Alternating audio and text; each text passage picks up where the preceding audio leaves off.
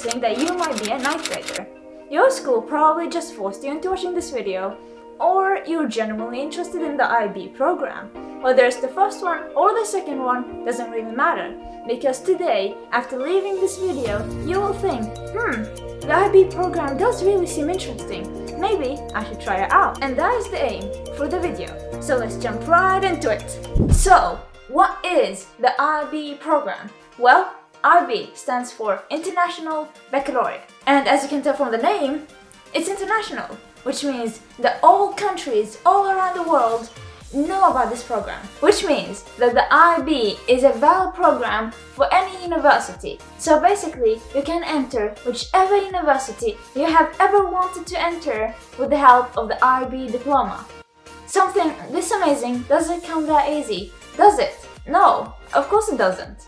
IB is challenging, but it's worth it. Also, studies show that the IB students often perform better than other programs. What makes the IB program so different than any other program there is? Firstly, all subjects are taken in English, apart from languages such as Swedish, French, German, and Spanish. Secondly, the IB program is a 2-year program, unlike all other Swedish programs, which are 3 years. During your first year, you enter something called the Pre-DP, which stands for the Pre-Diploma Program. Throughout the Pre-DP year, you take 12 different subjects in both sciences and social studies.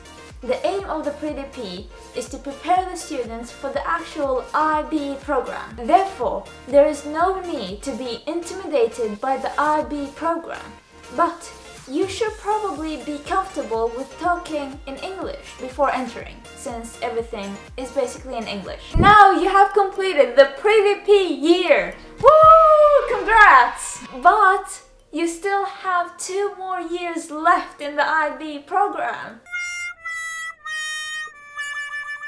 So let's get to those now.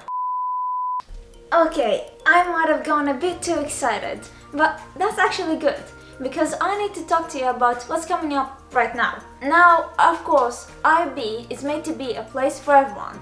That is why you get to choose from different diplomas, where you either get science subjects or social subjects. Science subjects being biology, chemistry, and physics, and social subjects being history, economics, and psychology. And you also have to take math, English, and Swedish. You have to only take 6 different subjects. 3 of them you have to take in high level and 3 in standard level. Then you also have to take CAS and TOK, but we will talk about those a bit later in the video. So, I'm a Pre-DP student, which means that I'm not really in the IB program yet. So instead, we're gonna have experts who are IB students who are gonna talk about the first year and the second year of the IB program. So let's see what they have to say. Throughout the course of IB1 and IB2, there will be mock exams, which give predicted achievement levels which are important for university applications and being able to perform the final exams. However, the mock exams results and test results from both IB1 and 2 do not count to the final grade. The final grade of the IB program are awarded from the results of the final exams. In each of the 6 chosen subjects, there will be a final exam. The grades awarded to IB students in IB2 are a form of scale of 1 to 7, with 1 to 3 being a failing grade and 7 being the highest. The student receives a grade for each of the 6 subjects, and then the points are added together to give that total. Additional points are added as well from TOK and EEs with a max of 3 points. The least amount is 24 points in total. We have a few extra things in the IB program. We mentioned a few of them briefly before, but we need to talk more about them. The first one being TOK. So, let's take it away.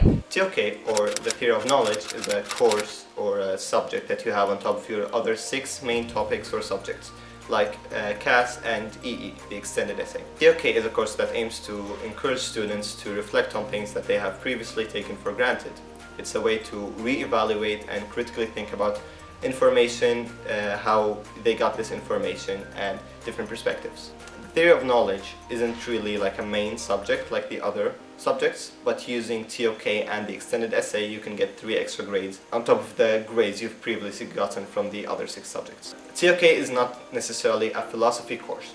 There can be philosophical or theoretical questions in the TOK course, but it's more grounded in reality, and it's a lot of back and forth talking and discussion between the teacher and the different students on different perspectives and information and experiences. Now you've learned about TOK, so let's talk about EE, which stands for Extended Essay. The extended essay is a 4,000-word structured essay on a topic of your choice, which can take many different forms. Some students choose to write their essay in literature or history, psychology, or whatever subject that they are interested in. In the extended essay, you can either choose to analyze a book, you can form an experiment, or you can write about a mathematical theory. Students usually start working with their essays at the end of IB1, which would be the 2nd year of high school, and finish it by the beginning of IB2, which would be the 3rd year of their high school year. Now, from EE, let's talk about IA, which stands for Internal Assessment. An IA can either be a lab report from experiments that you have conducted on your own, it can be an analysis of a book or a poem, it can be whatever fits into the subjects that you have chosen. They're also, unlike finals, graded by your own teachers and will be 20% of your final grade. Now that you've gotten some information from the IB students, let's get some insider information from our teachers. So let's ask Cecilia what she thinks about the IB learner profile and what that is exactly. The IB learner profile, I would say, is a great tool for the program, for the students and for the teachers. It's like a framework, so to speak. It's about 10 attributes that are very important for the program, for me as a teacher, and also for the students to keep up as learners. They're covering important attributes like being a good inquirer, being knowledgeable, and be a critical thinker, being open-minded students. And there are different attributes, like 10 of them, that is really guiding us to become the best learners we can, both as teachers and students. So what about the relationship between the teachers and the students? Let's hear what Alf has to say about that. I think that since we as teachers are not grading the students, I think it's more like we are guiding them and supporting them to develop and reach their goals. I think that is the main difference compared to the national programs. And I also think that the IB students are more motivated, and if they are not already in Pre-DP, they actually turn into very motivated students, and they develop a lot over these 3 years. So we also asked Pat what he likes most in teaching in the IB. Well, I think there is several things that I enjoy. First of all, I like meeting all the motivated students in the IB programs. There is always, every year there is always loads of students who are eager to learn more and more. And I think in the IB program they are challenged in a nice way that you don't see in other programs. They, for instance, they have focused on high-level courses that is on a very advanced level, and as a teacher that is also very inspiring to do, and to see how the students really take in all that complicated theory in courses. So it's there is lots of things that I think is really good with the IB. Also, I think the IB program has a unique approach in terms of grading the students, because me as a teacher, I'm not involved in grading the students. I'm only, my focus is on teaching as much as I can. Grading is done externally, and that makes everything very objective, and the students, they are sort of treated in a fair way that once again you don't see that in the national programs. So if I may add also, every year I think the students in the IB classes, they make very good teams because of that, because they have all one sort of goal, and that is to get out with this good result, and there is no competition. They don't need to compete against each other, because grading and the ways they are evaluated are unique in that sense. We also asked Karina what she thinks makes an IB class so special and specific patterns that usually occur in them.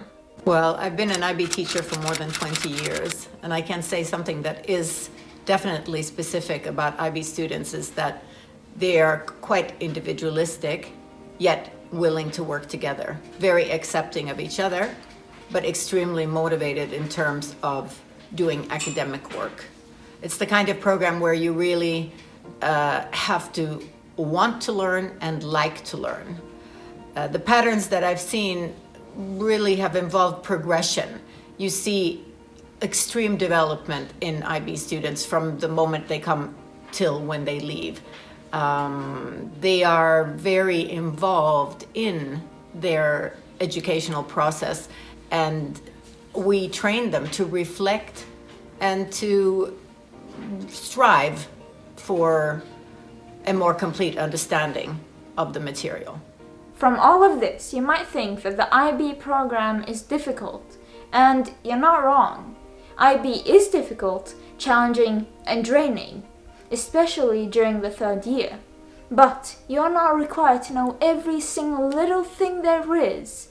The only thing you need to have is the mindset of an achiever. By believing in yourself, no matter what challenges you might face throughout these 3 years, you will succeed. That is the only thing you need to have to finish and excel in the IB. Now, I want to thank you for listening to us ramble on and on again. But hopefully, we were able to shed some light on the IB program. So, see ya in the IB. Bye! Bye!